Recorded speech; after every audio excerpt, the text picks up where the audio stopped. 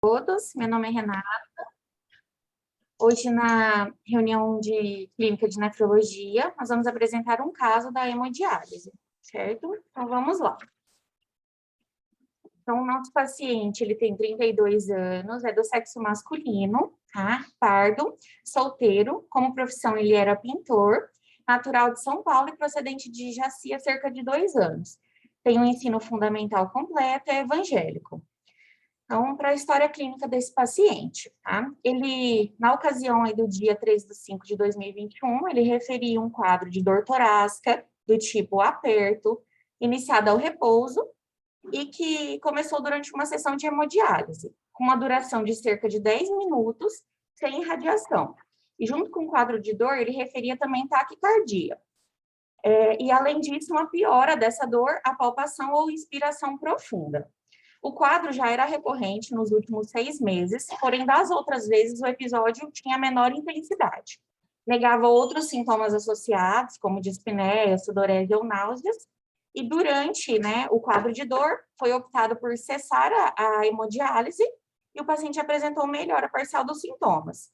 Foi realizado um eletrocardiograma e o paciente foi encaminhado ao setor de emergência. De exame físico, ele estava em regular estado geral, corado, hidratado, aniquitérica, cianótica, febril. Estava hipertenso, com uma pressão arterial de 170 por 100, taquicárdico com 118 de frequência respiratória de 19 e a febril.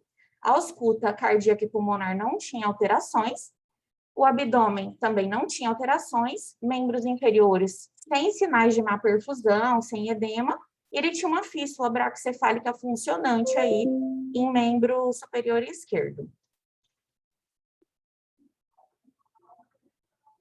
De antecedente pessoal, Ele era um paciente que estava em terapia renal substitutiva desde 2018, era hipertenso, ele contava ser hipertenso há mais de 20 anos, desde a adolescência, teve uma história de vícios, no passado, tendo parado há 3 anos, é ex-tabagista, ex-etilista e ex-usuário de drogas. Contava, ser ex-usuário de maconha e cocaína. Ele era um paciente mal aderente ao tratamento, tá? Terapêutica, tanto medicamentosa, quanto as orientações sobre dieta e ganho interdialítico, mesmo sendo reforçado por equipe médica e multidisciplinar. E ele já tinha passado por 2 intervenções, uma angioplastia de fístula em fevereiro desse ano e uma angioplastia de veia axilar esquerda inominada em maio também. Com relação à avaliação pré-transplante, a última consulta tinha sido em fevereiro desse ano, ele tinha algumas pendências a ser resolvidas, como exames de imagem e algumas avaliações específicas. Fazia hemodiálise, então, desde 2018, tá? O acesso dele era uma fístula em membro superior esquerdo, um peso seco de 89, tinha um elevado ganho de peso interdialítico, que era em torno de 3,5 a 5 quilos, e tinha uma diurese residual de 300 ml.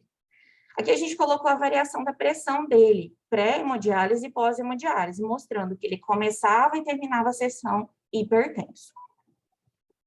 Tem agora alguma dúvida em relação ao caso clínico, à história? Está todo mundo me ouvindo bem? Qual é a doença de base dele, doutora? Doutor, a doença de base dele era uma GNC. Comprovada ou presumida? Presumida, doutor. Ele veio transferido de outro serviço. Ele dialisava em São Paulo. Tá bom. Posso tirar uma dúvida quanto à pressão do paciente? À vontade. Nesse caso, assim, o paciente com esse sintoma, a gente poderia enquadrá-lo como uma urgência hipertensiva ou algum tipo de emergência ou não? Poderia ser enquadrado como uma emergência hipertensiva. No exame físico aqui, ele tinha uma pressão de 170 por 100. E era um paciente que tinha uma dor torácica típica, então configurando aí uma possível lesão de órgão-alvo. Logo, é um paciente que pode ser enquadrado numa emergência hipertensiva. Entendi, muito obrigado. Imagina. De medicação, ele fazia uso, em domicílio de losartana, amlodipino, atenolol, AS, zolpidem, não fazia uso de eritropoetina durante as sessões de hemodiálise, usava noripurum a cada 15 dias, Renagel, que é o Sevelamer, quelante de fósforo, 3 comprimidos por refeição, e o Cinacalcete, 2 comprimidos ao dia. Então, vou dar uma resumida. é um paciente de 32 anos, dialítico e hipertenso de longa data, que veio para a sessão de hemodiálise e, durante essa sessão, permaneceu aí com quadro de dor torácica típica, sendo interrompido a mesma e encaminhada à emergência após realização de eletrocardiograma. Hipóteses diagnósticas. Alguém tem alguma hipótese com base? Gostaria de repetir alguma informação?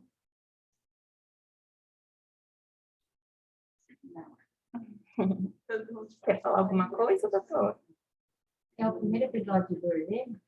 Não, a dor dele, mas já era recorrente. Ele tinha essa dor há cerca de 6 meses, porém, não necessariamente. Ele tinha dor também em domicílio, às vezes pós algum fator estressor, às vezes simplesmente ao repouso, e muitas vezes essa dor era atípica também em outras ocasiões, parecendo uma síndrome dispéptica, às vezes uma epigastralgia, mas nesse dia especificamente ela teve piora, e foi uma dor, né, que tinha uma característica bem significativa em aperto e hipertensão associada.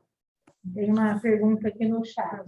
Não, uma hipótese diagnóstica. Dor torácica em paciente de alto risco, a suspeita aqui o grupo da diálise, suspeita de sintoma de coronariana, síndrome coronariana aguda. Certo. Então, é uma hipótese, síndrome coronariana aguda. Então, os meninos da diálise fizeram aqui uma hipótese. De uma Tem síndrome alguma, doutora, tem alguma, como foi eventos repetidos, em algum momento ele chegou a fazer um eletro, repetiu o pós-dor, Doutor, porque não é a primeira vez, como você está dizendo, né? Não é isso? ele Então, tinha quadro há cerca de 6 meses, isso mesmo. faz Mas 6 meses. Nesses 6 meses ele não teve nenhuma abordagem, sim. A ausculta dele sempre foi normal, não tinha pericardite, não tinha pleurite, e se fez algum eletro pela gravidade aí do paciente dialítico. Ele tinha, doutora Araço, uma dor, assim, ele falou na emergência que ele tinha esse quadro parecido há 6 meses, mas para a gente aqui ele não relatava essa dor. Ele queixou algumas vezes de uma dor epigástrica, que foi solicitada uma endoscopia, que estava aguardando agendamento, e ele tinha também essa estenose de fístula, e ele tinha muita dor na fístula e no braço da fístula que irradiava para o pescoço, só que esse braço é do lado esquerdo. E aí, por isso que ele fez essas 2 intervenções com a vascular. Ia na vascular, a vascular falava que a dor era da estenose de fístula e fazia angioplastia de fístula. Então, esses 2 fatores foram confundidores, mas aí nesse dia, realmente foi uma dor típica durante a diálise, e foi interrompida a sessão e feito o eletro, foi o primeiro eletro. Ele tinha antes uma avaliação, uns exames de avaliação pré-transplante, mas não eram por causa dessa dor.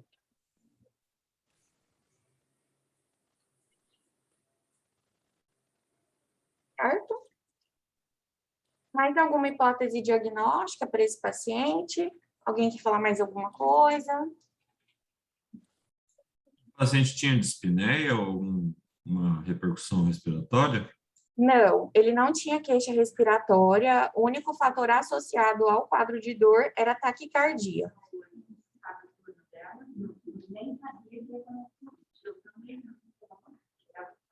Certo?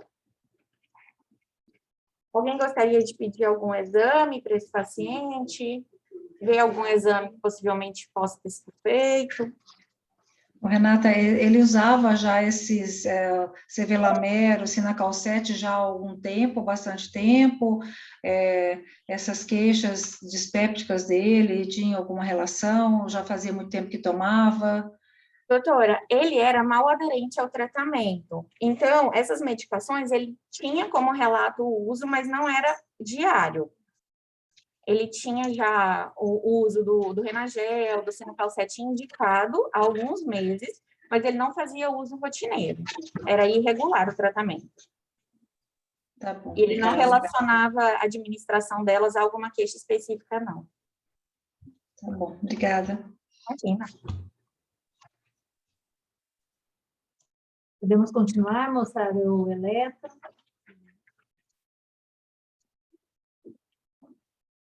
Sim, vamos em frente, doutor. Vamos.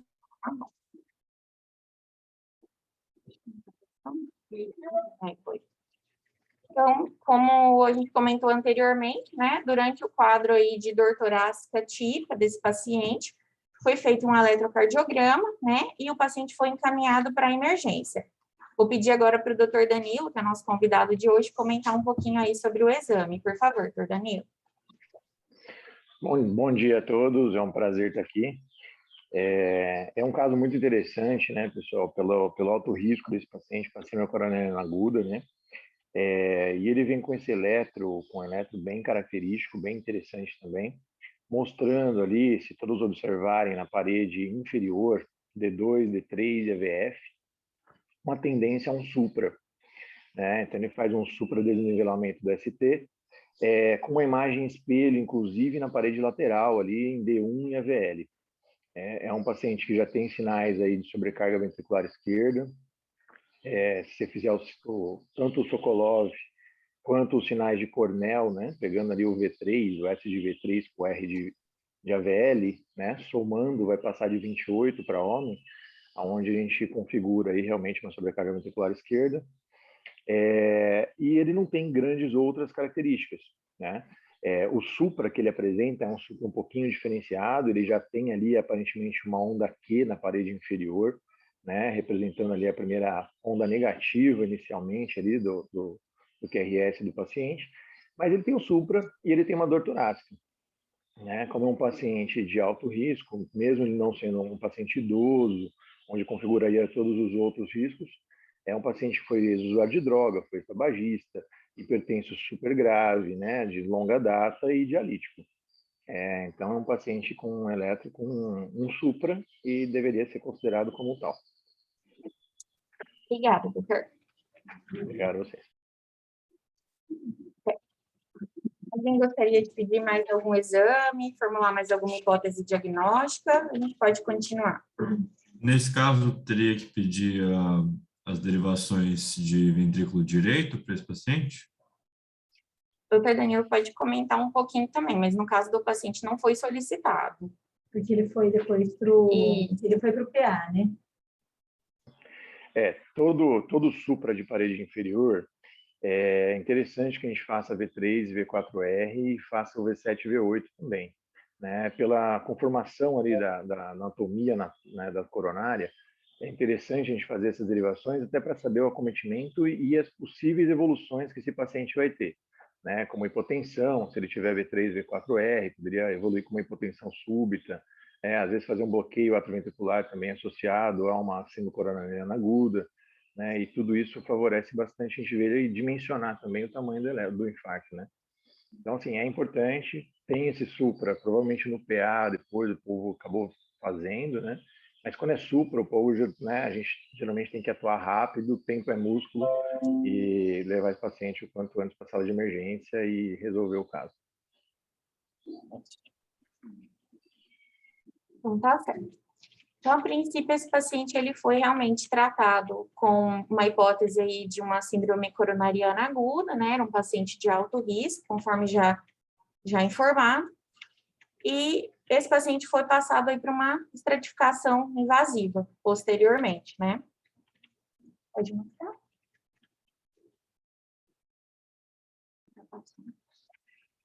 Então, de estratificação invasiva, foi feito um cateterismo de câmaras cardíacas no mesmo dia, né? Ele já foi levado para o setor de hemodinâmica, como um quadro de emergência mesmo, e foi percebido que tinha ausência mesmo de coronariopatia obstrutiva significativa. E na ventriculografia também não foi identificado alterações. Desculpa, posso tirar mais uma dúvida que ficou? Porque no eletro dele já tinha os sinais de sobrecarga ventricular esquerda, e daí no cateterismo vem que está normal. Isso é uma coisa que acontece ou...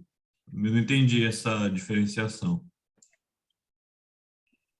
Bom, esse paciente... Pode falar, doutor Danilo, por favor. Não, é que na verdade a gente tem um resumo aqui, né, do cateterismo, mas é interessante a gente lembrar que o cateterismo ele vai ver realmente a coronária, né, ele tem um pouco de avaliação também das válvulas, isso ajuda bastante, né, a gente a diagnosticar algumas patologias já, valvares inclusive, né? E nesse caso, o paciente jovem poderia ser uma estenose aórtica, por exemplo, né? Causando dor e uma involução. Mas, para a gente pensar na parte anatômica mesmo do coração, a ventriculografia não é tão boa quanto um ecocardiograma, né? Então, ela pode ser feita, dependendo do tanto de contraste que você fez no doente, ou da lesão que ele tem no rim, às vezes ela acaba não sendo feita, tá? Mas normalmente é feita assim, e aí dá para ter uma noção um pouco da anatomia do ventrículo, mas de uma forma bidimensional, né? O que deixa a gente um pouquinho cego ali em relação a um eco, né? A comparar com a beleza ali de um exame mais apurado como um eco, uma ressonância e coisa assim. Sim. Acho que a sensação que o Paulo teve foi a mesma da nossa, né? A gente ficou aí meio sem entender, né? Agora a gente ficou na dúvida com relação a esse catilido, né? Como o doutor explicou muito bem aí. Mas a sensação, Paulo, foi essa de todo mundo também, tá? Então, com relação à investigação, foi feito, né, um raio-x de tórax, a gente colocou o comparativo dele de 2020, tá? Para ver, assim, que não teve muita mudança. Eu acho que a posição da realização desse raio-x também interferiu no caso, né? O primeiro paciente estava em pé, inspirado, no segundo foi feito muito provavelmente no leito, tá? Mas mostrando aí que não tinham outras alterações que pudessem sugerir, assim, essa dor torácica ser de outra origem. Uma pequena alteração só na silhueta cardíaca, só para a gente comentar relacionado aos raios-x, né? Acho que não sei se o doutor Horácio concorda, né? O pessoal que está assistindo, mas analisando a parte da silhueta, lógico que a técnica está um pouquinho diferente, um está mais hipoexpandido, o que favorece esse tombo do coração, né? Ele fica mais deitado, mas a gente percebe que ele tem uma retificação um pouquinho maior da artéria pulmonar já na base ali do coração, e a gente vê também um aumento ali do ápice, né? Como se o ápice estivesse mais gordinho. Então, às vezes favorecendo aí ter realmente alguma alteração ali anatômica que pode corroborar aí com a elucidação do caso depois. Alguma dúvida até o momento? A gente vai continuando aqui, então. Perguntando, no chat. Então, tem uma pergunta aqui no chat, a gente vai voltar um pouquinho. Como estão os parâmetros laboratoriais da hemodiálise, anemia, DNO, DRC, KTV? Isso. É o que a Renata vai mostrar. O doutor Pico agora perguntou o que a gente realmente se ateve aqui ao caso, né? No dia que esse paciente foi levado para a emergência, né, foi feita a coleta dos marcadores, né, de necrose miocárdica, e a gente colocou aqui para vocês os valores da troponina. Seria aí para avaliar se teve alguma curva de ascensão. E junto foi colocado, né, a nossa evolução de um sistema onde a gente consegue ver comparativamente os exames desse paciente, pelo menos aí nos últimos 6 a 8 meses. Nós conseguimos ver grifado, né, circulado em vermelho, que esse paciente ele não tinha anemia, tanto é que lá atrás, como a gente comentou sobre as medicações utilizadas, ele não fazia uso de eritropoetina, tinha uma hemoglobina aí dentro do nosso alvo, até melhor do que o esperado, mas ele tinha um descontrole em relação ao perfil de doença mineral e óssea.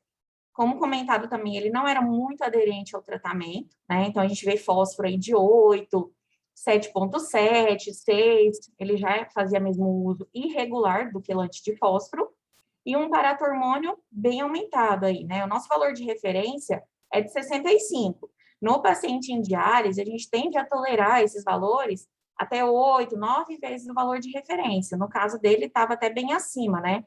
900, 1.000 de paratormônio.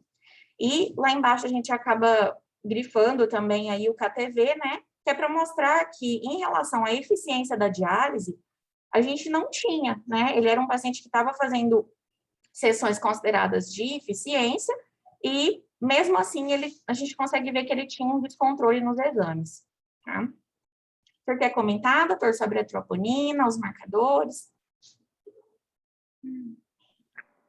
É interessante que a gente fala de troponina, né? Até tem um estudo bonito que fala que toda troponina significa injúria miocárdica, né? Agora, porque ela não tem outro motivo dela subir, é sofrimento cardíaco. Agora, esse basal que o paciente apresenta, ela fica sem fazer uma curva expressiva, né? Não chega a variar aí os nossos valores mais característicos, né? Uns 20%, ou o valor de 7, é bem no limite ali que ele está. Mas, assim, é um paciente que é renal crônico, a gente sabe que ele vai ter um nível de troponina um pouco mais alto, já basal, pela própria doença de base. Então, assim, é um paciente que, para um supra, né, ela fica bem fora da característica, né? Normalmente, o supra, a gente vê o paciente chegando com troponina de 7, 10, e aí depois, quando você vai fazer a nova troponina desse paciente, vai para 1.000, 2.000, né? Então, ela sobe muito, mostrando uma grande lesão miocárdica. E nesse caso a gente não teve essa variação. Vou falar um pouquinho aqui sobre as perguntas do CAT. Do CAT. No CAT falava algo sobre pontes miocárdicas e no CAT dava para ver calcificação vascular. Não tinha descrição sobre pontes miocárdicas nem calcificação. Os pontos importantes eram aqueles descritos anteriormente mesmo, sem obstrução, sem alteração da ventriculografia e válvulas competentes. Agora tem uma outra aqui. Poderíamos pensar em vasoespasmo, paciente com dor intermitente, sem coronariopatia obstrutiva, com eletrodemonstrativo de alterações isquêmicas prévias e onda que parece de parede inferior e novo supra. Você podia pensar, então, doutor Danilo, Com certeza, né? Com certeza o vasoespasmo é uma entidade aí muito importante nesse cenário, né? Onde a gente chama a angina variante de Prinzmetal, né? Onde a gente pode ter ali, só que geralmente isso acontece mais em pacientes jovens do sexo feminino, onde ela não tem um risco cardiovascular associado, tá? Mas um paciente que foi ex-usuário de droga, ele pode realmente ter aí episódios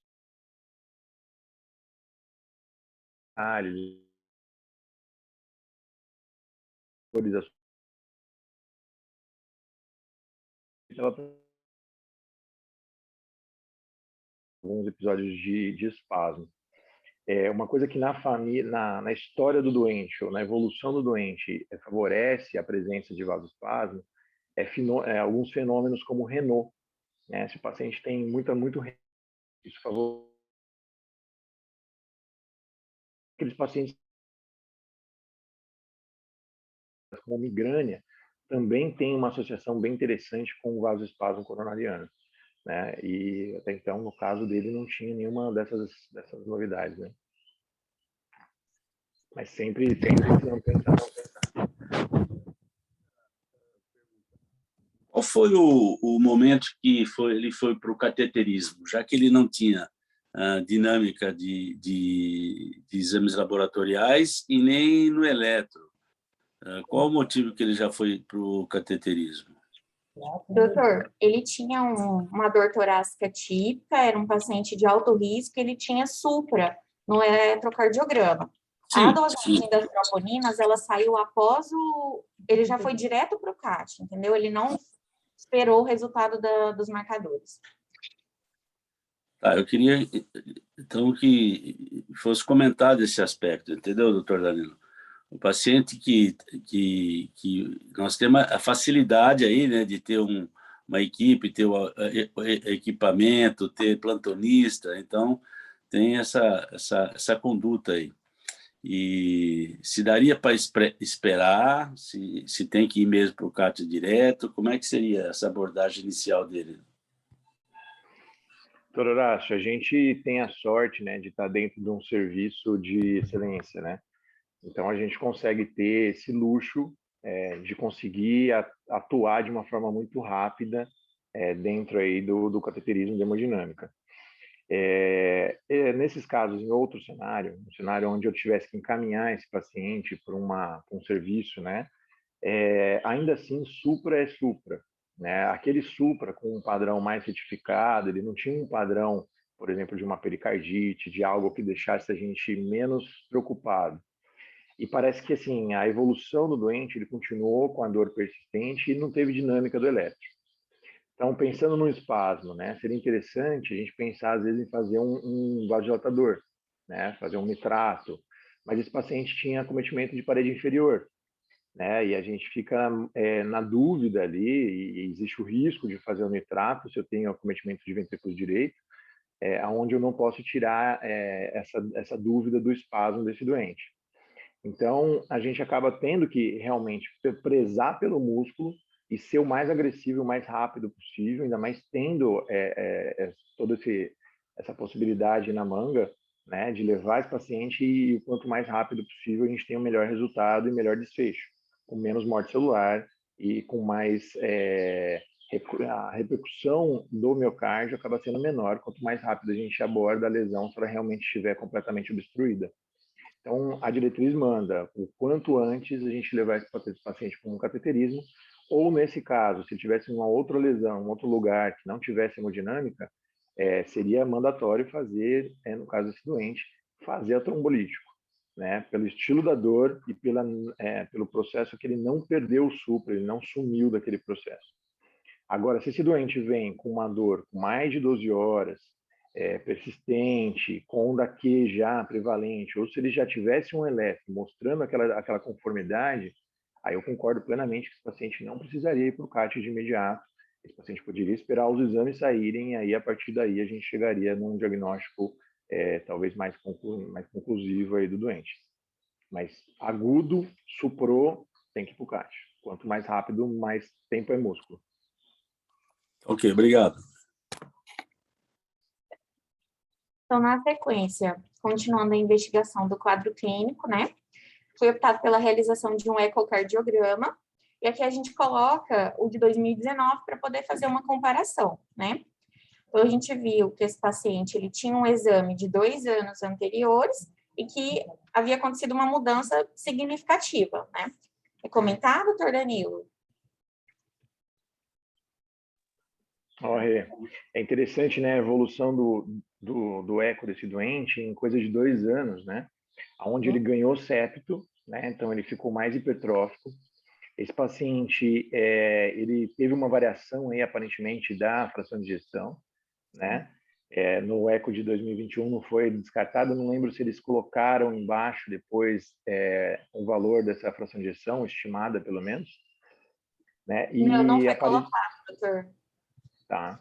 E ele ganhou parede também, né? Então, um paciente onde ele ganhou hipertrofia, né? Ele ganhou músculo, né? Qual o motivo disso é onde a gente vai ter que quebrar a cabeça agora e pensar os motivos.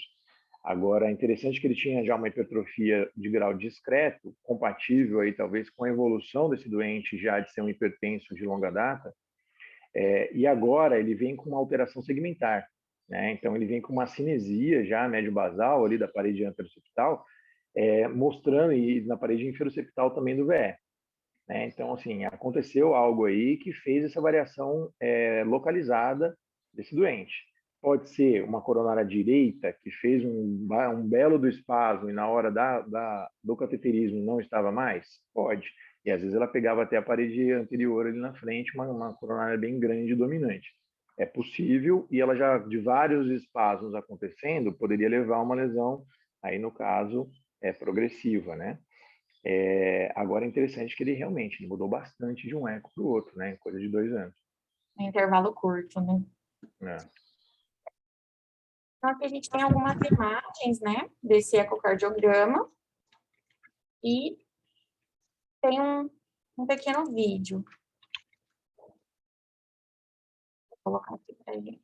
O vídeo é curto, é mais para mostrar mesmo. Aí.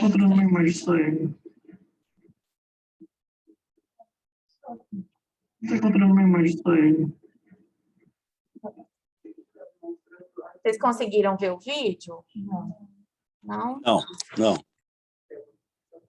Eu vou ter que compartilhar ela, só um momento, então.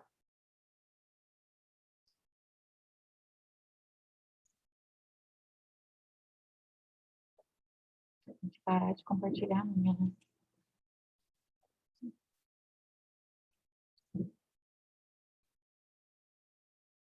Dá para ver? Não. Acho que não deu para ver.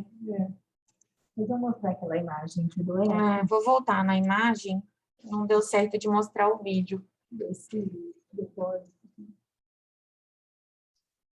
Voltou a tela? Ainda não.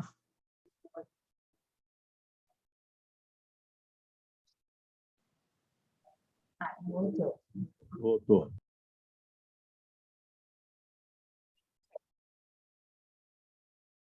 Doutor Danilo, o senhor gostaria de comentar sobre o ecocardiograma, a imagem aqui do septo? Nesse dia do ecocardiograma, o pessoal do eco ligou para a gente na diálise, falando, mandando essas fotos e falando para a gente que ele tinha uma doença de depósito no ventrículo, por causa dessa imagem aí mostrando.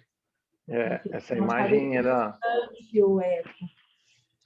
Essa imagem é bonita no eco, que ela mostra um pouquinho de uma hiperrefringência ali da região septal. E sempre quando a gente pensa num paciente que está em evolução de uma miocardiopatia, perdendo função e ganhando volume, né, ganhando massa ventricular, ela é um pouco incongruente, né? E a gente tem que pensar como uma principal hipótese aí em amiloidose. Quando vem essa hiperrefringência, ele fica brilhando, né, parte do septo, não é muito característico, mas tem um pouco desse brilho nessa imagem. A gente tem que pensar em doenças de depósito como uma hipótese importante aí nesse cenário, né? Então, é um paciente que poderia, sim, pensar e ter que investigar aí a amiloidose, por exemplo, como uma principal hipótese para essa evolução do doente. Mas tem outros comemorativos, né? Talvez que, no caso da amiloidose, a gente também encontra, né? Então, dilatação atrial, alterações de espessuras valvares, poderia fazer um padrão strain, né? Um echo strain, onde a gente conseguiria ver a alteração apical, característica da amiloidose, né? E os outros achados aparece que ele não tinha no ecocardiograma, né? Era mais a hiperrefringência septal mesmo. Isso, doutor, foi o único fator identificado e que poderia estar relacionado mesmo ao depósito. Então, como a queixa do paciente ela era prolongada, né, ele comenta anteriormente que tinha dores intermitentes há cerca de 6 meses, e em muitos desses episódios essa dor não era típica, foi optado também durante essa internação por fazer uma endoscopia, né, no dia seguinte aí do quadro de dor, pós esse CAT branco, né, que a gente fala. Então, na endoscopia tinha presença de esofagite, pangastrite e bulboduodenite, mas sem sinais de sangramento aí associado. Esse paciente, ele repete, né, o eletrocardiograma ao longo da internação, isso já é no dia 22/5. Quer comentar, doutor? Aqui o eletro dele é interessante que a gente vê uma evolução daquela parede inferior, né?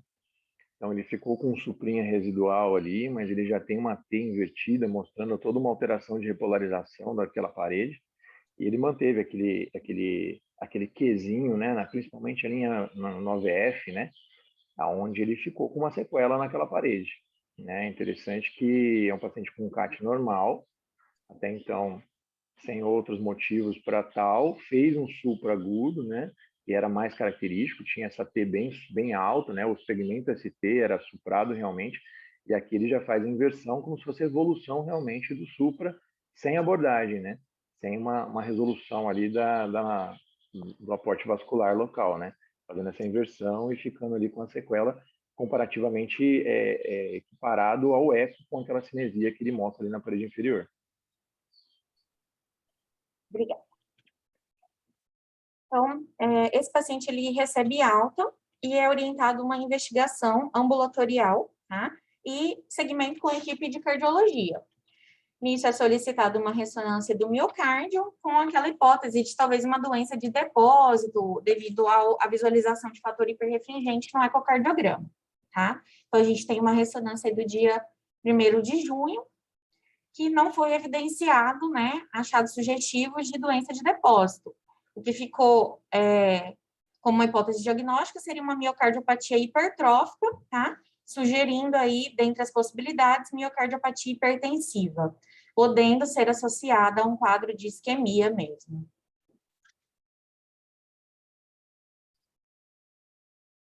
Ele passa em consulta com a cardiologia, próximo ao fim do mês de junho, A hipótese diagnóstica foi mantida, então, como uma miocardiopatia hipertensiva. Foi solicitado, hipertrófica, desculpa, e foi solicitada uma cintilografia do miocárdio pela equipe da cardio. Além disso, introduzido estatina na dose de 80 miligramas ao dia e monocordil de 40 miligramas ao dia. E aí a gente tem aí a cintilografia feita no mês de julho com diferidamol. Tinha realmente uma hipoperfusão moderada e persistente, de moderada extensão do segmento médio basal de parede inferior do VE, e uma fração de ejeção de 51%. Algum comentário, doutor?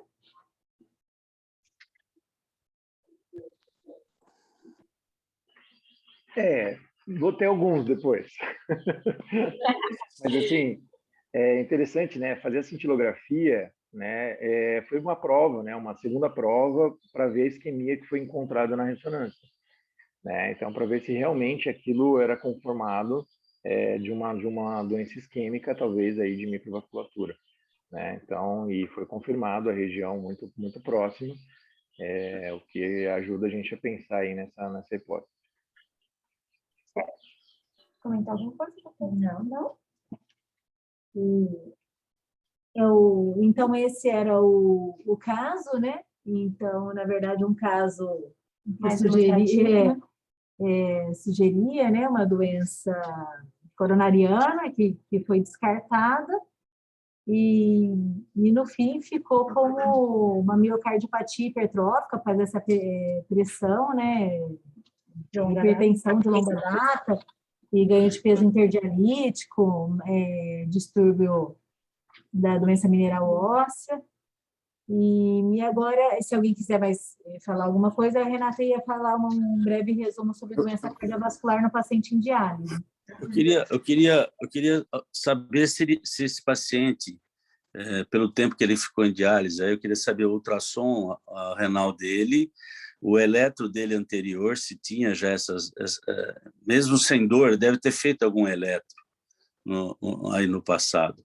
E se ele tem um fundo de olho, já que ele tem uma hipertensão, está sendo imputado a hipertensão dele tão grave assim para levar uma hipertrofia dessa, saber o fundo de olho dele.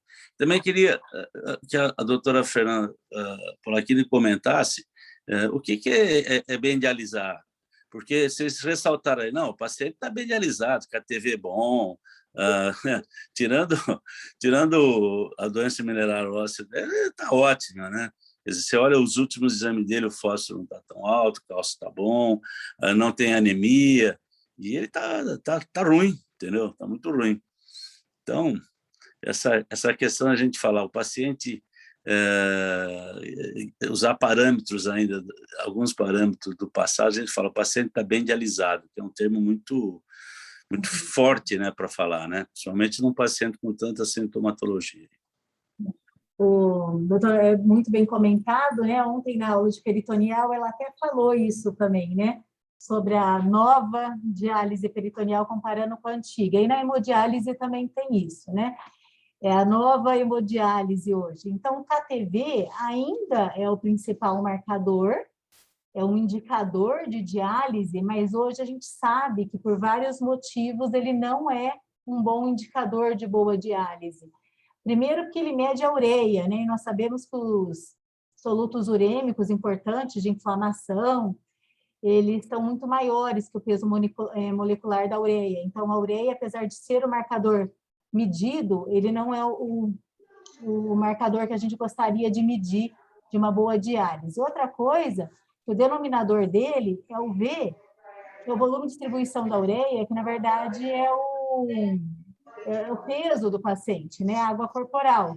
Então, o paciente, às vezes, ele tem 40 quilos e está com KTV ótimo, e um paciente que tem 115 quilos está com KTV ruim, e a única coisa que mudou deles foi o peso desse paciente, né? E outra coisa, então, uma boa diálise, hoje, ele não é um bom KTV. É uma boa pressão pré e pós, sem sintomas interdialíticos, um pouco... Tem alguém com o microfone aberto. Tem algum microfone aberto? Acho que é o Dr. Pico.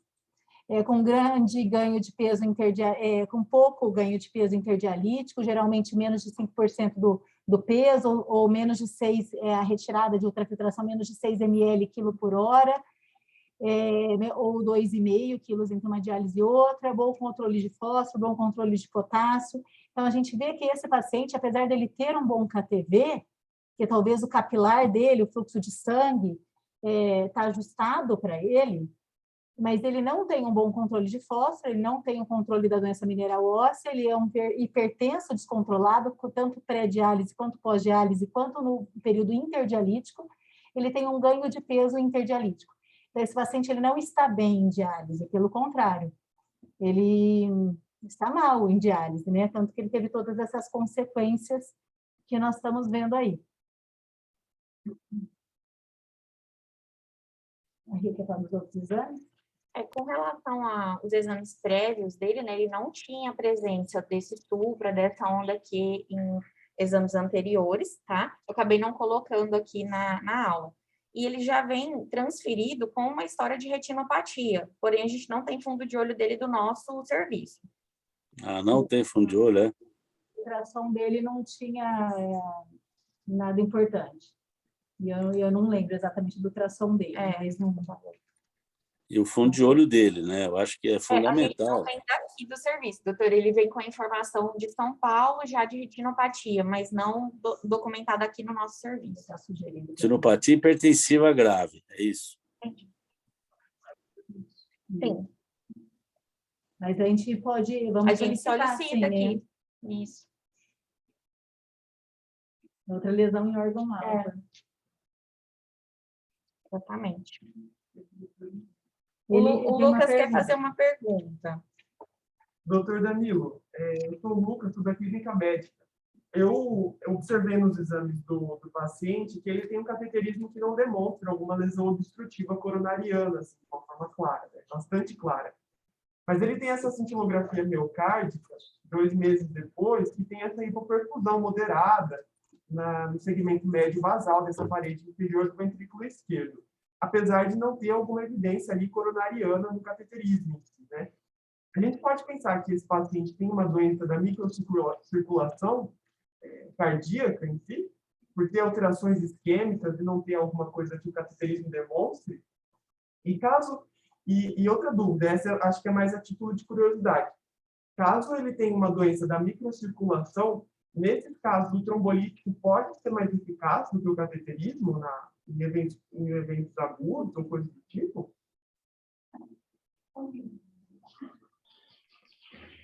Tudo bem, Lucas? Bom dia. Lucas, sua pergunta é excelente, tá? Com relação a trombolítico, no caso da minoca, né, pensando em lesão de microcirculação, não se tem nenhum tipo de relato de estudo provando que isso tem uma resposta positiva, tá? O risco de trombolítico, ele sempre é muito evidente, ele sempre é muito preocupante, né, devido aí à possibilidade de sangramentos maiores, né? Então, acaba que a gente não tem, o uso realmente foi feito no infarto com supra. Quantos desses infartos com supra, que às vezes você não tem possibilidade de fazer aí uma angiografia depois para checar o que tinha de lesão, podem ser um caso de minoca com supra, né? Não sabemos também, né? A gente está no Brasilzão e provável que muitos casos aí fora acabam não indo para a estratificação invasiva, depois para ver a árvore coronariana, e acabam fazendo o trombolítico, que é o que tem, e pode sim ser um caso de minoca com supra. Agora, uma coisa importante, esse quadro ele enquadra bem aí no quadro, né, de lesões de circulação menor, porque ele tem coronárias normais, e na minoca ele não precisa ter completamente normais, né? Isso é interessante, que ele pode ter lesões discretas, mas que não justifiquem um infarto, né? Nas grandes artérias.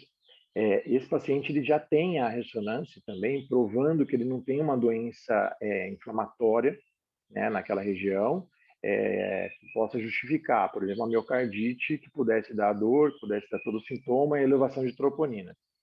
Agora, aí a gente volta a pensar, será que esse doente realmente infartou? Né? Porque assim, ele teve dor, ele tinha um eletro. Pela 4ª definição de infarto, sim. Né? Então, a gente precisa ter dois positivos. A troponina dele foi positiva? Foi, mas sem curva. Né? Não teve uma curva expressiva. Então, assim, será que esse paciente teve um infarto real, né, do miocárdio? Então, pela lesão que ele ficou, sim. Agora a gente tem 2 anos. Quando será que ele fez isso? Né? Entre um eco e outro e até a nossa investigação. Então, assim, é interessante que a evolução desse doente mostrou para a gente uma coisa que ainda tem poucas respostas dentro da cardiologia, né? Onde a gente vê esse paciente com uma coronária normal, e aí a gente entra numa gama interessante que tem sido muito estudado hoje, que seria Minoca, síndrome X, Takotsubo, tá? Onde a gente vai ter espasmo coronariano e trombose de coronária, né? Que às vezes você vai para o cateterismo, chega lá, você não vê mais o trombo, né? Então também poderia ser uma possibilidade. Mas a gente fica meio cego nesse momento, né? Então, assim, o tratamento tem que acontecer, a gente tem que investigar, porque se for uma lesão obstrutiva importante, a gente tem que abrir o quanto mais rápido, mas realmente é algo que a gente fica bem em dúvida. E a tua outra pergunta, Lucas, qual que era? Não, foi a mesma, o senhor respondeu. Foi sobre algum possível benefício do trombolítico, dos plantões de circulação alterada. Tem mais umas perguntas no chat. Uma o doutor Danilo já respondeu também, quando pensamos em Minoca. E a outra, o doutor Danilo pergunta ao doutor Pico: precisamos manter estatina uma vez que não há aterosclerose? A estatina é algo que ela é bem delicada nesse cenário, né? Porque assim, a gente está discutindo um paciente dialítico, né? Aonde a gente tem alguns estudos contraditórios na literatura, tá? Então, assim, a gente teve estudos já com o paciente, mesmo com aterosclerose, tá? O estudo Aurora, se eu não me engano, foi feito com rosuvastatina, tá? Aonde ele não mostrou benefício, tá? Entre o grupo placebo e o grupo com estatina. Então, assim, foi algo muito interessante esse estudo, porque falou assim, poxa, será que realmente vale a pena eu dar estatina para um paciente dialítico, mesmo tendo aterosclerose? Então, como prevenção primária, praticamente a estatina caiu por terra. Quando eu entro já num evento e esse paciente tem uma prevenção secundária, tá? Aí eu entro com 2 outros estudos interessantes, um com a pravastatina, que é o estudo PPP, a sigla do estudo, tá? Onde ele mostrou que teve redução de mortalidade nesses doentes, mas de um clearance de 30 a 60, então eram doentes renais crônicos não dialíticos. E eu tenho também o estudo SHARP, tá? Que é um estudo interessante, onde viu e avaliou esses pacientes com simvastatina e ezetimiba, tá? Mostrando aí uma redução importante do AVC e redução aí de 17% a 20%, se não me engano, de eventos cardiovasculares. Aí demonstrando que eu posso sim usar a simvastatina no doente dialítico. Agora, até onde? Né? Qual o benefício? Os estudos foram pequenos, a tendência desses estudos aí, eles teriam que ser muito maiores para comparar realmente com os estudos de grande monta que foram feitos com a estatina, né, no doente não renal, né, para a gente ver se realmente eles são reprodutíveis ou não. E outra crítica desses estudos foi que o LDL desses doentes não eram tão altos, né? Então, eram doentes com LDLs já mais controlados, e aí o uso da estatina se associa aí com as complicações, né? Com as doenças de músculo, as intolerabilidades aí da droga, e talvez não tanto na redução do foco aí do LDL, porque eles não eram tão altos. Então, assim, são estudos que ainda deixam a gente em dúvida. No caso desse doente, a gente não sabe a doença microvascular que ele tem, se é uma doença aterosclerótica microvascular, ou se esse paciente tem uma doença microvascular de hipertensão, né? Onde eu vou ter ali a miocardiopatia hipertrófica da hipertensão, prejudicando ali a perfusão das minhas artérias.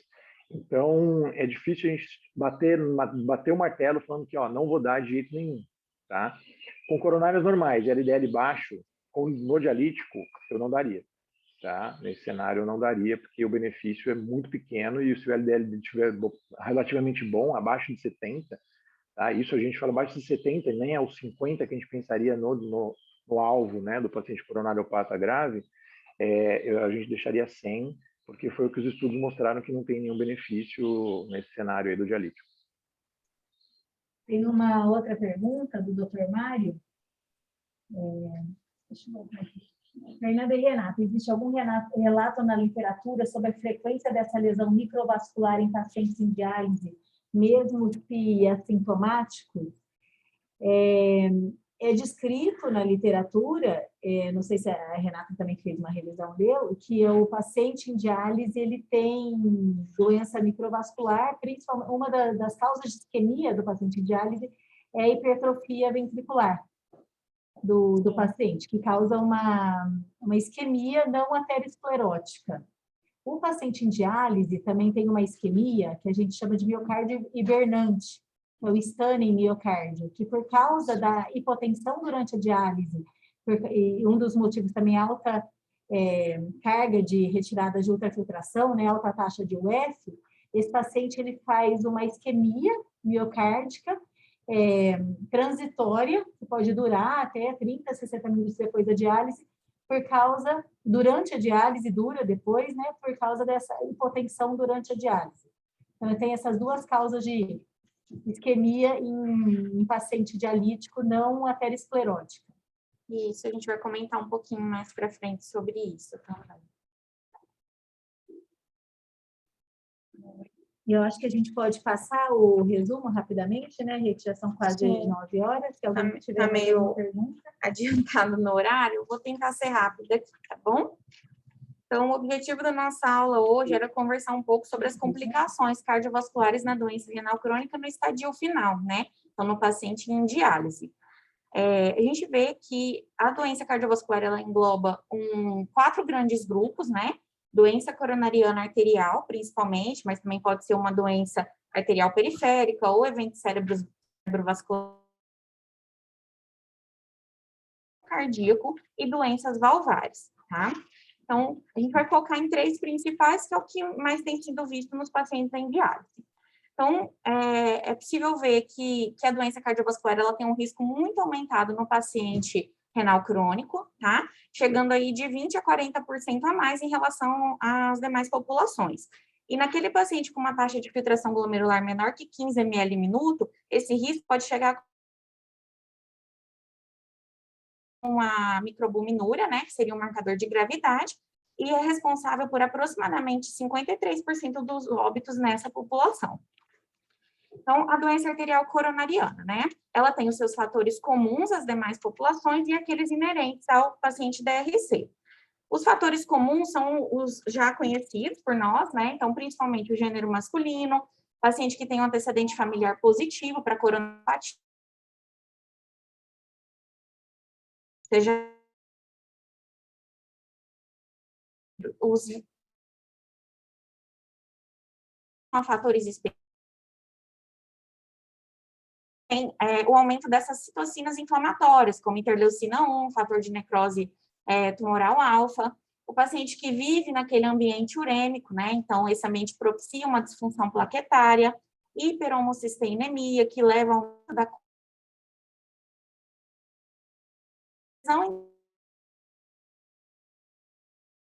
com deficiência de óxido nítrico. Além disso, são pacientes com uma hiperativação constante do sistema renina-angiotensina-aldosterona, do sistema nervoso simpático, e estão sujeitos a sobrecarga volêmica intermitente, com hipotensão intradialítica e hipertensão entre as sessões. Perfil anêmico desse paciente também influi como fator de risco, distúrbio mineral e ósseo e aumento progressivo do fator de crescimento de fibroblastos 23. Então, a base da doença arterial coronariana é a aterosclerose, né? Então, aqui só revisando mesmo as camadas de uma artéria e mostrando que as lipoproteínas de baixa densidade são fagocitadas pelos macrófagos, formando o que a gente chama de célula espumosa. Essa célula espumosa sofre a apoptose, né? E ela é englobada pela célula muscular lisa. Essa célula se deposita na parede luminal, provocando aí a placa de ateroma, certo? Que posteriormente vai ficar instável e até se romper. Com relação à doença arterial coronariana, muitas vezes os nossos pacientes em diálise não têm um quadro típico, né, como aquela angina do tipo aperto, né, com fatores associados. Às vezes eles vão se manifestar com quadro de síncope, hipotensão e sudorese na diálise, ou até mesmo uma descompensação de uma insuficiência cardíaca de base. Quando que a gente vai pedir, né, o screening do paciente renal crônico, né? E como é feito esse screening? Então, a gente vai lançar a mão do eletrocardiograma e do ecocardiograma. E se a fração de ejeção desse paciente for menor do que 40% em até 3 meses de diálise, a indicação é fazer um ecoestresse com dobutamina ou partir para uma estratificação invasiva. Quando que eu vou pedir eletroecocardio no paciente, né? É aquele paciente que entra em diálise, então ele era conservador e vai para terapia dialítica, seja hemo ou peritoneal. O paciente que tem mudança do seu perfil durante as sessões, então ele tolerava tirar volume, de repente ele começa a apresentar hipotensões recorrentes. Aquele paciente que tem sintomatologia, dor torácica, né, que foi o nosso caso, e o paciente na avaliação em pré-transplante, certo? Quando que é indicado o cateterismo cardíaco? O paciente que é candidato à revascularização do miocárdio, que tem lesões arteriais coronarianas graves, aquele que tem angina instável ou o que é refratário ao tratamento clínico já otimizado. Tratamento. Como que seria, né? A gente não tem estudos específicos aí para a população em diálise. Então, acaba sendo tratamento aos demais pacientes de risco, que é o uso de antiagregante plaquetário, né? Dupla agregação, AS, clopidogrel, uso de beta-bloqueadores e ECA, inclusive no pós-infarto. E com relação aí à intervenção, né? Com revascularização ou angioplastia coronariana percutânea, sempre com stent farmacológico. Não tem diferença de mortalidade entre os estudos. Esse paciente ele pode passar por um dos 2 procedimentos aí a critério da equipe. Outro fator muito importante, né, que fez parte aí até da pergunta, né, do pessoal, sobre a hipertrofia ventricular, que é já documentado no nosso caso, né, no nosso paciente, jovem, com aumento aí de septo e de parede dentro de 2 anos. Então, quais os fatores que influem nessa hipertrofia ventricular? A gente listou aqui principalmente a anemia, a hipertensão e o distúrbio mineral e ósseo. Em casos de anemia, esse paciente ele tem uma diminuição da viscosidade, do hematócrito, o que leva a uma pós-carga reduzida por conta de menor resistência vascular periférica também. Além disso, ele aumenta a pré-carga por conta de maior aumento de retorno venoso e tem hiperativação de sistema nervoso simpático e elevação de frequência cardíaca. E o paciente hipertenso, ele está sujeito a uma sobrecarga volêmica, com consequente hiperativação do sistema renina-angiotensina-aldosterona, levando a essa rigidez vascular. E aquele paciente com um distúrbio mineral e ósseo não bem controlado, a gente sabe que tem aumento do produto cálcio e fósforo e deposição, né, principalmente em leito vascular. Aumento de fatores como paratormônio e FGF23, eles também ativam fibroblastos e miofibroblastos, levando a fibrose e hipertrofia. Outro evento muito importante, né, que deve ser considerado com relação às complicações cardiovasculares nessa população, é a insuficiência cardíaca congestiva. E a gente tem visto que ela é muito comum desde os estágios iniciais da doença renal crônica, e ela é um indicador de mau prognóstico à medida em que a doença progride. Como fatores precipitantes, né, predisponentes, nós temos novamente anemia, sobrecarga volêmica, distúrbio mineral e ósseo e a hipertensão em si. Então, esses pacientes, eles podem fazer tanto uma disfunção diastólica, por elevação da pressão ventricular esquerda, aumento do volume desse ventrículo, diminuindo o limiar para eventos congestivos, como o edema agudo pulmonar, e no caso de hipotensão na diálise, com hipoperfusão de órgãos-alvo, né, como miocárdio, sistema nervoso central, trato gastrointestinal e até hipoperfusão renal, né, esses pacientes fazem uma disfunção diastólica. E aí entra aquele miocárdio hibernante, o stane miocárdio, que a gente comentou, a doutora Fernanda falou anteriormente. É um estado aí como se o miocárdio estivesse hibernante, dormindo, por alguns minutos, até 30 minutos em média, que a gente tem visto, levando a hipoperfusão e eventos isquêmicos, tá? O CADIGO de 2020, ele mostra para a gente como uma balança que esse paciente ele deve se manter em euvolemia, porque tanto a hipo quanto a hipervolemia, eles aumentam o risco de óbito. Então, mais uma vez reforçando, paciente que faz hipotensão, ele trombose o acesso, né, ele tem isquemia, disfunção sistólica, e aquele que faz hipertensão tem mais aumento de limiar, tem um menor limiar para edema agudo pulmonar, certo? Fadiga e remodelamento cardíaco. Então, lembrando aí do controle pressórico nos pacientes em diálise, a recomendação é que a pressão seja menor que 140/80, um pouco diferente da população renal crônica, né, em tratamento conservador, que seria 130/80, conforme a última diretriz brasileira de hipertensão. Com relação à insuficiência cardíaca congestiva, o tratamento ele tem que ser direcionado. E, como a gente comentou, né, ele tem os alvos do paciente em diálise, mas, no geral, é muito semelhante aos demais grupos de risco. Então, baseia-se em controle mesmo dos fatores de risco que já foram mencionados e manter o alvo aí de hemoglobina entre 10 e 11,5, então, considerando um bom controle do estado de anemia. O uso de estatina, então, vamos lá, de novo, né? São eventos conflitantes, né? Estudos conflitantes, mas viu que não têm benefício em relação à redução de mortalidade, né? O Dr. Danilo já comentou bem aí com a gente, né? Ficou muito bem sobre o estudo Aurora, né? Realmente é sobre isso, não vimos. Mas o CADIGO de 2013, ele recomenda que o paciente que iniciou a terapia dialítica e faz uso de estatina, é necessário aí manter, né? Ele não recomenda suspender a medicação, certo?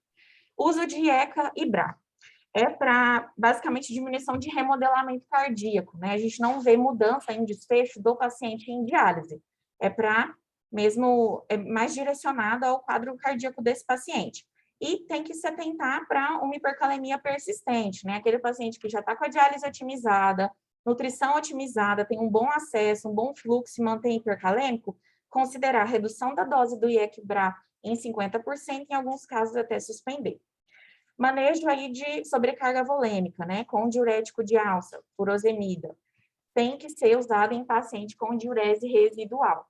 Que a diurese residual, mesmo que pequena, né, que é acima de 100 ml nesse paciente em 24 horas, ela considera uma função renal residual, considerada uma função renal residual, tá?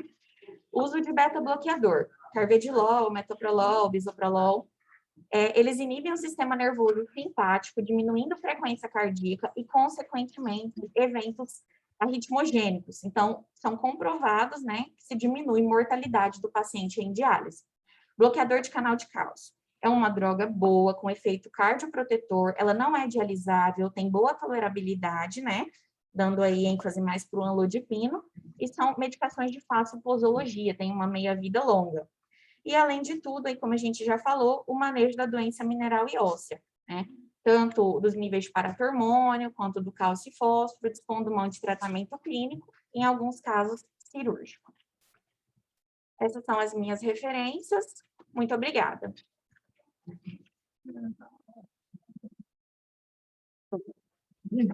Alguma dúvida?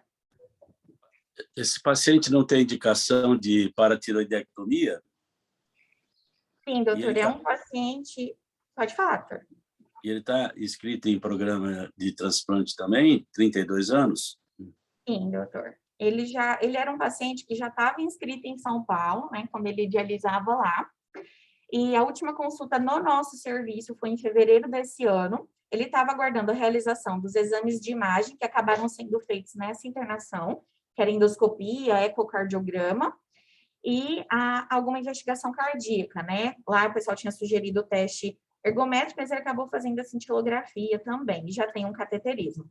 E faltava avaliação odontológica, que ele também fez recentemente no centro de saúde, está esperando a consulta de retorno.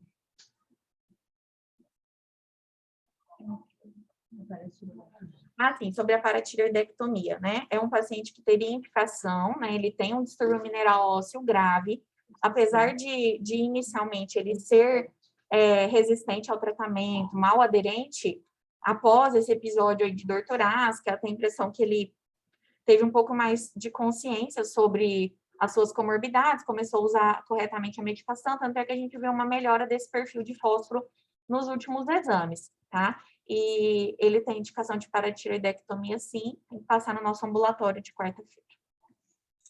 Falando em transplante, eu estou aqui pensando, o Danilo, qual é a chance desse paciente transplantar? Claro, não pelo transplante em si, mas ele vai tomar corticoide, ele vai tomar algumas medicações, mas é diferente essa doença de uma coronariopatia, onde você bota um stent, faz uma ponte e o cara está curado. Esse não. Estou certo? Está certíssimo, professor. Certíssimo. Uma coisa que é muito interessante nesse cenário é que esse paciente ele vai ter um risco, já por ter alteração segmentária, alteração estrutural um pouco mais alta, né? Agora, um fator de risco dele, que talvez seja muito interessante a gente controlar e até seguir ele com ecocardiograma de controle, vai ser a hipertensão, né? Porque é um paciente que ele é hipertenso há muito tempo, ele tem uma cardiomiopatia hipertrófica, que pode ser também um fator agravante ao desbalanço, além da perfusão aí, do músculo cardíaco dele.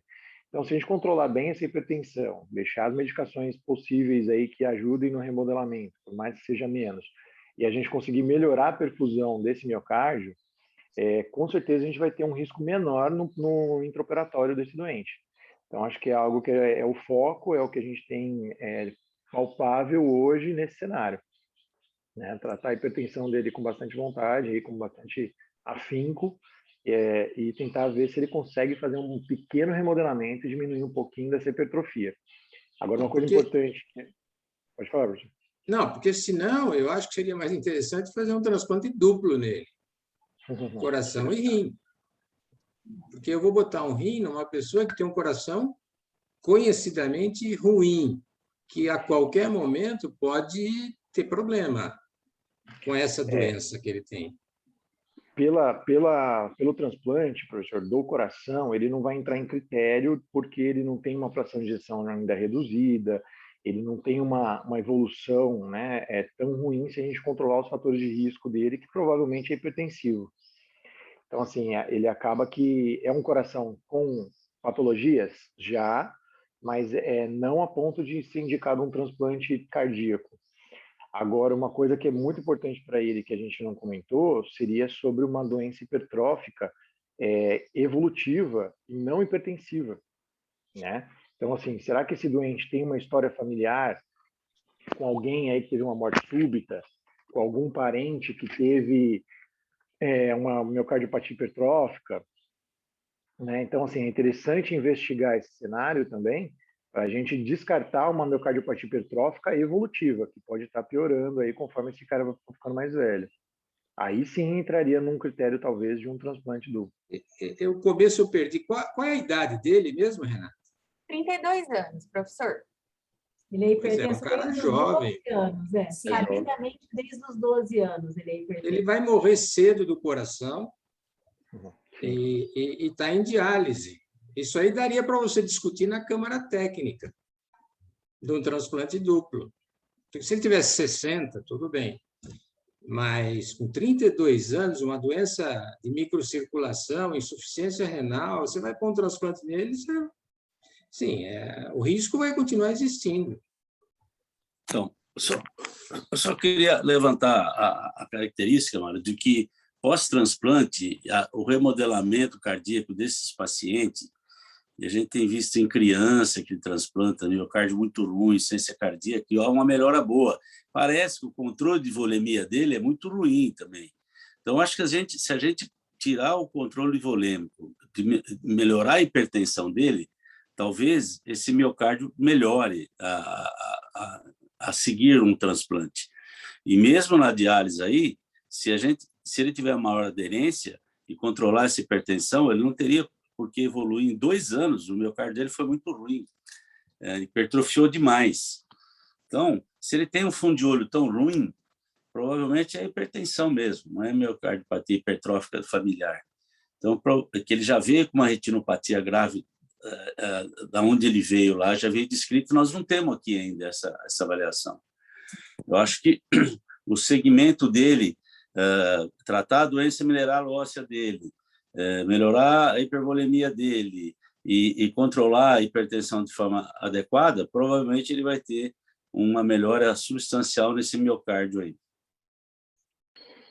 É interessante, né, que o padrão todo de doença inflamatória do renal crônico, né, as interleucinas altas e todo o processo também vai fazer estabilização do endotélio, né? E aí, a partir daí, a microvasculatura vai sofrer até antes do que a macrovasculatura. Então, também acho que é outro ponto interessante, né? Essa parte toda mineral, essa parte inflamatória que o próprio paciente apresenta, e depois do pós-transplante, talvez isso reduza um pouco devido ao uso de todas as doenças, as drogas, né, inibitórias, não sei, aí o senhor pode me explicar melhor, professor Mário? Mas a gente vê que no stent, por exemplo, o stent farmacológico surgiu a partir dos nefropatas, né, dos transplantados, que a gente via que a estenose ali era menor no stent. Então, talvez também tenha essa evolução numa microvasculatura, mas isso como uma especulação aí do raciocínio.